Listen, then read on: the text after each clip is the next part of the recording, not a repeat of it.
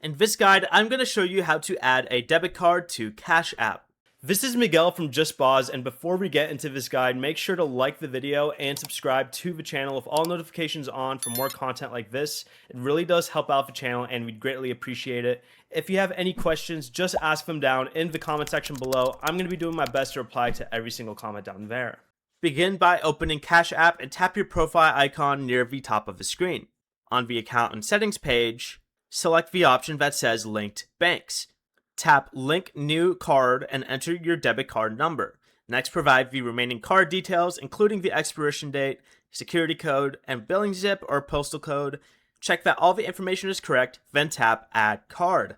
Cash App will process the details and confirm whether the card was successfully linked. Once the debit card appears under Linked Banks, the setup is complete, and you can now use that card to add money to your Cash App balance, send payments, or complete other available transactions. Before you leave, remember to like the video and subscribe to the channel with all notifications on for more content like this. It really does help out the channel and we'd greatly appreciate it. And if you did have any questions, just ask them down in the comment section below. I'm going to be doing my best to reply to every single comment down there. Peace.